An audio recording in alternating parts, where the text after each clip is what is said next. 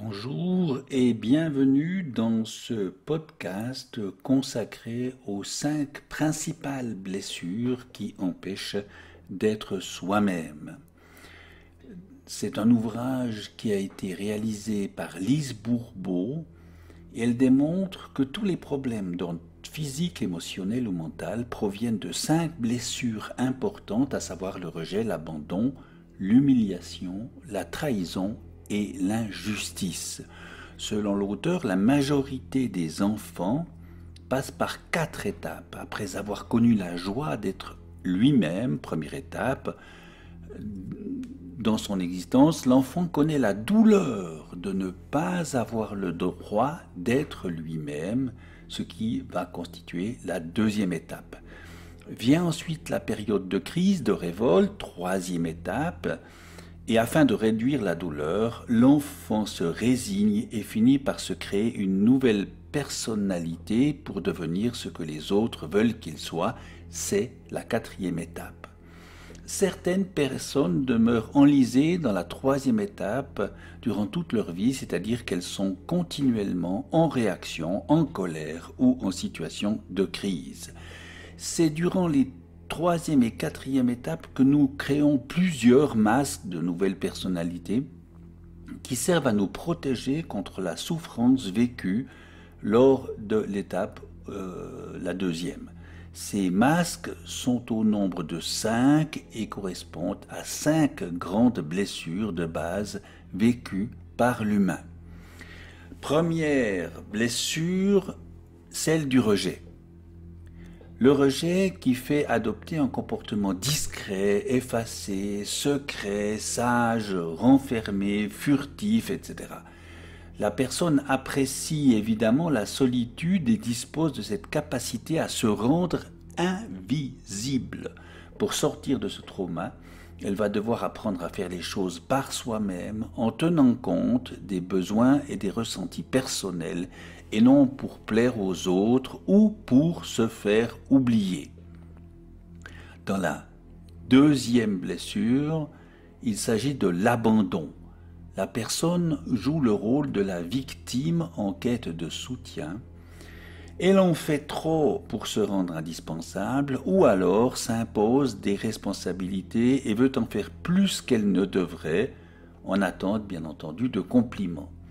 La guérison pour elle passera par une solitude amadouée, par la découverte qu'on peut être bien sans devoir quémander, obtenir l'adhésion des autres. Troisième blessure, celle de l'humiliation. Elle conduit au masochisme. La personne trouve du plaisir à souffrir et elle cherche à revivre inconsciemment des situations dégradantes, abaissantes, vexantes. Elle évite ainsi qu'on les lui impose. Cette stratégie réduit la liberté, la confiance en soi et l'estime de soi. Elle se situe dans la comparaison permanente et dans l'obligation. Il va falloir lutter contre le besoin de plaire aux autres. Quatrième blessure, celle de la trahison. Elle est liée à la souffrance de liens rompus qui génèrent l'angoisse de l'abandon. La personne craint cela, elle se montre méfiante, sceptique, autoritaire, sur ses gardes. Elle peut même devenir agressive si ça ne va pas comme elle veut. Par ailleurs, elle se montre responsable, forte, physique, rapide. De plus, elle ne montre pas sa vulnérabilité et se confie peu. Pour garder le contrôle, elle se donne du mal pour tenir ses engagements, quitte à user quelquefois de séduction ou du mensonge pour ne pas perdre la face ou tenir sa réputation.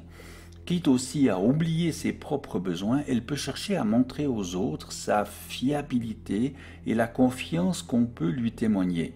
Parmi les 5 blessures, le contrôlant est celui qui a le plus d'attentes vis-à-vis des autres, et pour en guérir, la personne va devoir arrêter d'être autant attachée aux résultats et à son plan, laisser la place à l'imprévu, aux obstacles, à de nouvelles possibilités. Elle devra apprendre à ne plus vouloir être le centre de l'attention ni à convaincre à tout prix. Ainsi, elle pourra être mieux en phase avec ses émotions et mieux les gérer. Dernière et cinquième blessure, celle de l'injustice qui conduit à la rigidité. La personne ne se sent pas appréciée à sa juste valeur, ne croit pas recevoir ce qu'elle mérite. Les autres sont injustes. Elle pense quelquefois, à juste raison, qu'on l'apprécie plus pour ce qu'elle fait que pour ce qu'elle est. Elle adopte alors un comportement guidé par la perfection et la justesse et par la volonté d'être reconnue. Pour en guérir, elle va devoir apprendre à être moins perfectionniste, accepter l'erreur ou la critique, oser montrer sa sensibilité sans peur du jugement. Ces blessures sont incontournables, sont inévitables et nous les connaissons à différents stades de notre existence. Elles stimulent d'ailleurs des réactions de fuite ou de défense, de lutte pour éviter la douleur. Elles peuvent aussi conduire à des stratégies diverses, l'opposition, le chantage affectif, le charme, la menace, le bluff, la ruse, la séduction ou la mystification. Mais les émotions sont extrêmement importantes car elles sont la boussole qui nous permet de faire de bons choix, de prendre de bonnes décisions. Notre état émotionnel est très important pour extraire de l'information du vide, comme dirait Nassim Haramein. Il affecte aussi directement notre corps et nos cellules. Nos émotions peuvent nous conduire à l'anxiété, par exemple, à l'angoisse, à l'inquiétude, à la crainte, à l'effroi, à l'épouvante, aux frayeurs, aux peurs, au stress. Nos émotions peuvent nous faire vivre l'hostilité, l'agressivité, l'aigreur, l'animosité, l'aversion, l'impatience, la colère, la haine, l'irritation, la rage, la rancune, le ressentiment ou la révolte. Elles peuvent nous conduire à la culpabilité, à l'autodévalorisation, à la honte, au regret, au remords. Ou elles peuvent nous conduire à la tristesse, la peine, le chagrin, l'affliction, l'abattement, l'accablement, le découragement, le désespoir ou la mélancolie. En fait, ce sont toutes des boucles de rétroaction négative par où fuit la confiance et l'espérance. Et cette négativité envahit tout et menace notre santé.